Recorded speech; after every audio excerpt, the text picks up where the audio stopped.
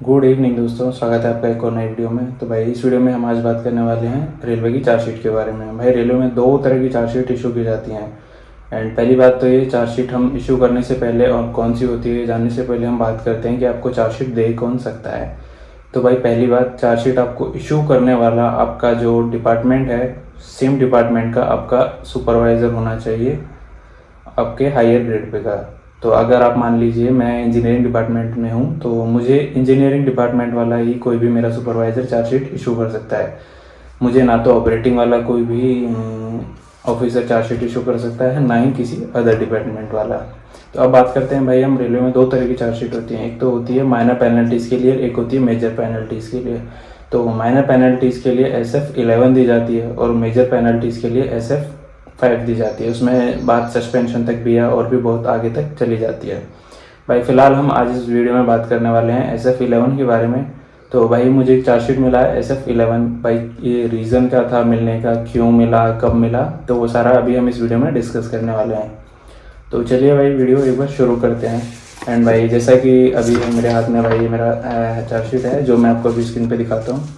तो इसमें भाई लिखा हुआ है on 20 May 25 you were deputed as night watchman at 23/800-900 welding spot during OMS inspection of SSC P-Way GDG BL by train number लिखा हुआ है भाई। and it was observed that at 3:54 hours you are not available at the above said location. Regarding this matter you are not all followed the instructions.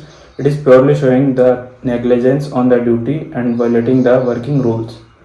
तो भाई ये था कि इस चीज़ में मुझे एक्सप्लेनेशन मांगी है। तो भाई ये 20 तारीख की बात है नाइट में। तो भाई नाइट वॉचमैन के लिए मुझे छोड़ा था। तो भाई उस दिन नाइट में भाई बहुत ज़्यादा बारिश आया था एंड बहुत ज़्यादा उस दिन ठंड हो रहा था। पहली बात तो ये थी कि भाई मैं उस दिन फर्स्ट टाइम ड्यूटी कर रहा था तो नाइट में वेल्डिंग स्पॉट पे। तो पहली बात तो मैं इस चीज़ के बारे में अनअवेयर था कि अगर इन केस वहाँ पे आप उसको स्पॉट को छोड़ते हैं या कुछ भी होते हैं, या आप छोड़ नहीं सकते हैं, किसी भी रीज़न से आप स्पॉट को छोड़ नहीं सकते हैं। पहली बात, चाहे बारिश आए चाहे कुछ भी आए। तो मेरा फर्स्ट गलती ये था कि मुझे उस चीज़ के बारे में नॉलेज नहीं था एंड मैंने मेरे जो सुपरवाइज़र थे उनसे इस चीज़ के बारे में कंफर्म भी नहीं किया था। सेकंड, उस दिन नाइट में ना मेरे पास रेनकोट अवेलेबल था, ना ही कोई ठंड से बचने के लिए कुछ भी कोल्ड क्लोथ से। तो भाई उस दिन जब मैं OMS इंस्पेक्शन के लिए सर जब वहाँ से गए थे ट्रेन से, ये 16535 में, तो मैं लोकेशन पे नहीं था। उन्होंने जब चेक किया था तो भाई बिल्कुल मैं लोकेशन पे नहीं था। मैंने अपनी गलती एक्सेप्ट करी थी इस चीज़ के रिगार्डिंग एंड अपोलोजाइज़ भी किया था। एंड सर को जो भी वहाँ की जो कंडीशन थी उसके बारे में बताया भी था कि सर नाइट में बहुत ज़्यादा हैवी बारिश था एंड ठंड थी। तो मैं नियर बाई वहाँ पे मेरा स्पॉट था 23/800-900 एंड वहाँ पे एक नियर बाई एक गेट पड़ता है, ऑपरेटिंग गेट है 22/800-900 में। तो भाई मैं वहाँ अपनी सेफ्टी के लिए उस गेट में जाके बैठ गया था ताकि थोड़ा सा ठंड से भी बच सके एंड बारिश से भी बच सके। एंड इस चीज़ के बारे में मैंने सर को ऑलरेडी अवेयर कर दिया था। बट भाई जब मैंने एक्सप्लेनेशन दिया था तो एक्सप्लेनेशन वैसे मैं ऑलरेडी दे चुका था सर को एंड मेरा बात भी हो चुका था। भाई एक्सप्लेनेशन के बाद सर के ऊपर डिपेंड करता है कि वो उसके बाद पेनल्टी वो चार्जशीट देते हैं या फिर मतलब जो भी मेरी गलती है उसको माफ़ करते हैं या पनिशमेंट देते हैं। वो कम्प्लीटली उनके ऊपर डिपेंड करता है। उन्होंने सिर्फ मुझसे एक्सप्लेनेशन के लिए कहा था क्योंकि उन्होंने माइनर पेनल्टीज़ का जो है मेमोरेंडम मुझे इशू किया था। तो भाई अभी बात करते हैं हम नेक्स्ट। मेरे पास ये मेरा है एक्सप्लेनेशन। तो भाई मैंने एक्सप्लेनेशन दिया था सर को। मेरे को भाई एक्चुअली में ये जो मेमोरेंडम है चार्जशीट का मेरे को ये मिला था, इस पर भाई डेट है भाई 22 डेट है एंड मैंने ये 25 की डेट में रिसीव किया था। मुझे 24 को इवनिंग में कॉल आया था, मैंने 25 को रिसीव करके एक्नॉलेजमेंट दिया था। दैन 26 को मैंने एक्सप्लेनेशन दी थी एंड उसमें सब कुछ डिटेल में उनको कंफर्म कर दिया था कि सर क्या कंडीशन थी, किस रीज़न से मैं सर स्पॉट छोड़ के गया था। तो सर ने ठीक है, सर ने एक्सप्लेनेशन मेरी ले ली थी एंड वहाँ पे कोई जवाब नहीं दिया था। दैन उसके बाद भाई डेट है 30 को भाई मुझे ऑफिस से कॉल आता है कि आपके नाम पे एक लेटर इशू हुआ है एंड आप उसको प्लीज़ लेके जाइए। तो भाई 30 को तो मेरा नाइट ड्यूटी था, मैं नहीं जा पाया। तो ये मैं वो लेटर है जो मैं अभी आपको वापस स्क्रीन पे शो कर दूँगा।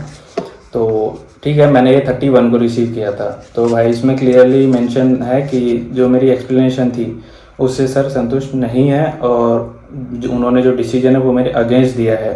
और डिसीजन अगेंस्ट दिया है उसके लिए उन्होंने मेरा एक सेट प्रिविलेज पास 2 साल के लिए 25 एंड 26 2 साल के लिए कट किया है। और अगर इस डिसीजन से अगर मैं मतलब एग्री नहीं हूँ या मुझे इस चीज़ के लिए अगर आगे अपील करना है तो इसमें लिखा हुआ है under rule 17 to 21 of the railway servant discipline and appeals rule 1969 and appeal these orders lines to ADN central UBL provided. भाई 45 डेज़ के अंदर मैं अपील कर सकता हूँ एडीएन सर को इस चीज़ के रिगार्डिंग कि अगर आप इस चीज़ से संतुष्ट नहीं हैं। तो भाई सर से ऑलरेडी बात मेरा हो गया था, उसके बाद भी भाई सर ने ना जो पनिशमेंट है वो इशू किया मेरे को। 2 साल के मेरे जो पासेस हैं वो कट किए थे। तो ठीक है भाई, मैं इसी से एग्री तो नहीं था, तो इसके रिगार्डिंग भी भाई मैंने अपील ऑलरेडी डाल दी है। मैं आपको मेरी अपील भी यहाँ पे एक बार दिखा देता हूँ वीडियो में। ये मेरी अपील है भाई, एंड ये मैंने एडीएन सर को भाई ये थ्रू प्रॉपर चैनल जाती है, तो अभी मैं ये सबमिट कर चुका हूँ। बाकी अभी एडीएन सर का डिसीजन आना बाकी है, उनका अभी तक कोई डिसीजन नहीं आया है। आज डेट है भाई 2 जून 2025 है, तो अभी आज मैंने ये अपील सबमिट करी है। तो भाई अभी सर के पास ये पहुँची भी नहीं है क्योंकि ये थ्रू प्रॉपर चैनल जाती है। तो जैसे ही पहुँचेगी भाई उसके बाद सर का डिसीजन आएगा फाइनली। एंड सेकंड भाई बात ये है कि मैं अभी भी 29 मार्च 2025 को मेरी इनिशियल ट्रेनिंग कंप्लीट करके मैंने इस सेक्शन में ज्वाइन किया है। एंड मुझे ऑलमोस्ट अभी 40 to 45 डेज हुआ है यहाँ पे जॉब करते हुए। एंड टोटल सर्विस को मेरा अभी 6 मंथ ही हुआ है।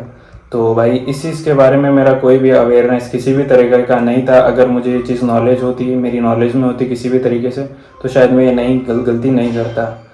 तो भाई यही है कि आप लोग भी अगर कोई भी ड्यूटी कर रहे हैं या किसी भी डिपार्टमेंट में हैं, तो आप कोई भी ड्यूटी अगर आपको असाइन की जाती है तो एक बार भाई आपने जो सुपरवाइज़र है जिन्होंने आपको ये ड्यूटी असाइन करी है, एक बार उस चीज़ का थोड़ा सा नॉलेज अपने सुपरवाइज़र से ले ले, उसके बाद ही इंडिपेंडेंट ड्यूटी लें। मेरा सबसे बड़ा गलती यही था कि मैंने भाई इंडिपेंडेंट ड्यूटी ले ली थी एंड बट मुझे उस चीज़ के बारे में नॉलेज नहीं था। तो नेक्स्ट टाइम भाई मैं ये चीज़ याद रखूँगा।